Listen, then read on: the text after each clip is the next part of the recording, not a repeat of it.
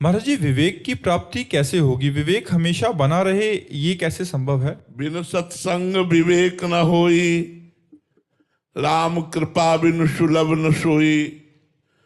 बिना सत्संग के विवेक नहीं होता और बिना भगवान की कृपा के सत्संग नहीं मिलता।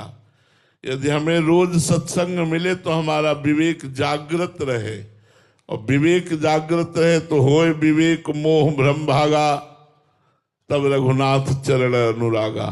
समस्त विषयों से वैराग्य मोह का नाश ये विवेक करता है, और विवेक सत्संग से होता है, और सत्संग भगवान की कृपा से होता है। इसलिए शास्त्र का स्वाध्याय करो, संतों का संग करो, जिससे तुम्हारा विवेक बढ़े और विवेक नवीन और बलवान बना रहे। जो विषयों को काट करके भगवत प्राप्ति का रास्ता पुष्ट कर दे, उसे विवेक कहते हैं। जो सार असार का हर समय ज्ञान बना रहता है। अविनाश कुमार जी, झारखंड से। महाराज जी, साधक के जीवन में ऐसी क्या कमी रह जाती है जिसके कारण वो श्री जी के और पास नहीं पहुंच सकता? भोग, भोगों में प्रियता, इंद्रियों के भोगों की प्रियता के कारण वो प्रियाजू के समीप पहुंच करके भी उनका दर्शन नहीं कर पाता।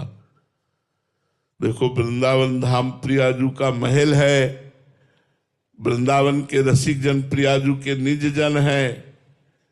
शिव विरंच जिस रज की वंदना करते उस रज में हम बैठे हैं, फिर भी हमें प्रियाजू के दर्शन की प्रबल लालसा नहीं, प्रियाजू से मिलने की चाह नहीं, प्रियाजू के मिलन की बात नहीं। क्यों? क्योंकि अभी कोई भोग है ऐसा जो मुझे प्रिय लग रहा है।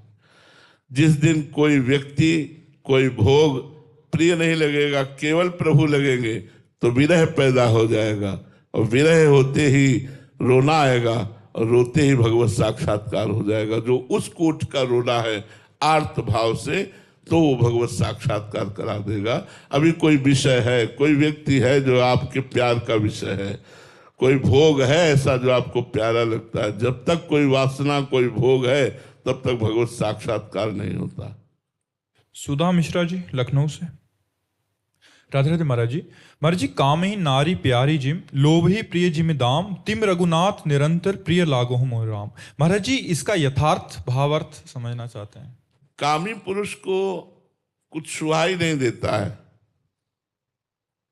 उसको 56 प्रकार के भोग पाओ उसको अच्छा नहीं लगेगा। उसको स्त्री की चर्चा, स्त्री भोग विलास की बातें, ये उसको बहुत प्राण प्रिय लगती है। और जिस स्त्री से उसका राग होता है, उठते बैठते चलते फिरते खाते पीते वो उसी स्त्री का चिंतन करता रहता है। इसका गोस्वामी जी ने अनुभव किया है स्वयं।